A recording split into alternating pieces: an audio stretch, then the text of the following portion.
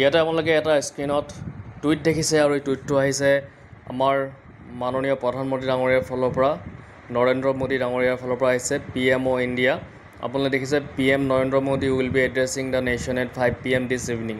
আজি সন্ধিয়া 5 বজাত প্ৰধানমন্ত্ৰী ডাঙৰীয়াই তেওঁ নেশ্যনক এড্ৰেছ কৰিব, সেই কথাটো ইয়াতে কোৱা হৈছে। আৰু সম্ভাৱনা আছে আমাৰ মৰমৰ শিল্পী জুবিন গাৰ্গ ডাঙৰীয়া নোহোৱা হোৱাৰ পিছত ৰাষ্ট্ৰীয় শোক পালনৰ সম্ভাৱনা ইয়াতে প্ৰকট হৈ পৰিছে। এই কথাটো আমি গম পাম 5 বজাত যেতিয়া এড্ৰেছিং কৰিব তেতিয়া আমি গম পাম। কিন্তু আপোনালোকে ইয়াতে স্ক্ৰীনত কিছুমান ফটো চাওক, কিমান মানুহ আজি গোট খাইছে আমাৰ মৰমৰ শিল্পীজনক শেষ শ্ৰদ্ধা দিবলৈ।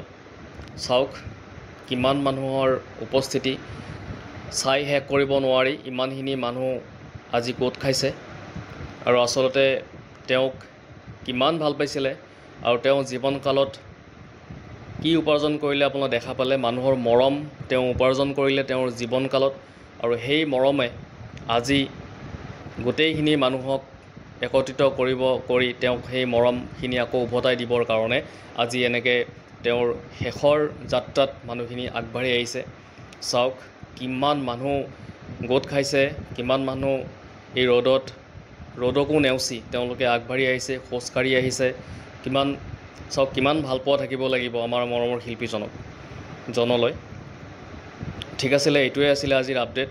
আৰু সন্ধিয়া 5 বজাত সম্ভাৱনা আছে ৰাষ্ট্ৰীয় শোক ঘোষণা কৰাৰ। আমি সেই আপডেটটো পালে আপোনালোকৰ ওচৰত দিবলৈ চেষ্টা কৰিম।